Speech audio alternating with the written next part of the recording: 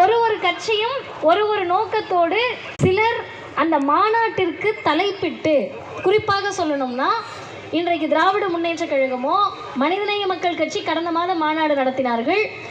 விடுதலை சிறுத்தைகள் கட்சியோ அல்லது இன்றைக்கு இந்தியா கூட்டணியில் இருக்கக்கூடிய கட்சிகளோ மாநாடு நடத்துகிற போது மக்கள் நலன் சார்ந்து, தமிழ்நாட்டு நலன் சார்ந்த கோரிக்கைகளை முன்வைத்து மாநாடுகளை நடத்தி வருகிறார்கள். இப்படி நடக்கக்கூடிய மாநாட்டுக்கும் இந்த மாநாட்டுக்கும் ஒரே ஒரு வித்தியாசம்தான். என்ன வித்தியாசம்னு கேட்டால், மற்ற மாநாடுகளில் கட்சியின் உறுப்பினர்கள் போய் கலந்து கொள்வார்கள்.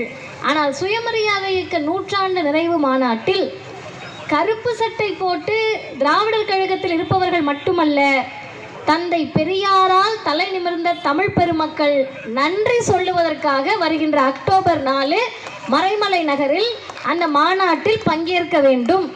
அடுத்த கேள்வி, மார்க்கெட்டில் கடை போட்டு காய்கறி விற்றுக்கிட்டு இருக்க அண்ணனும் பழக்கடை வச்சுருக்க அக்காவும் இங்கே என்ன நடந்தாலும் பரவாயில்ல, காலியாக சேர் இருந்தாலும் உட்காரலாம் மாட்டோம், எங்களுக்கு 1008 வேலை இருக்குன்னு சொல்லி நடமாடி கொண்டிருக்கக்கூடிய இளைஞர்களும் ஆங்காங்கே நின்று பார்க்கக்கூடிய பொதுமக்களும் நாங்கள் என்னத்துக்கு பெரியாருக்கு நன்றி சொல்லணும், உங்கள் இயக்க தலைவருக்கு நாங்கள் ஏன் நன்றி சொல்லணும் அப்படின்னு நீங்கள் கேட்கணும். அதற்கான விளக்க பொதுக்கூட்டம் தான் இது.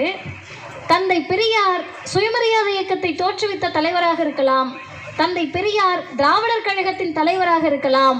ஆனால் உண்மை என்னன்னு கேட்டால், தந்தை பெரியார் உலகத்தில் வாழக்கூடிய ஆக கடைசி மனிதனுக்கும் ஒருவரை தலைவராக ஏற்றுக்கொள்ள முடியும் என்றால் அது தந்தை பெரியார் என்ற தலைவரை தான் ஏற்றுக்கொள்ள முடியும்.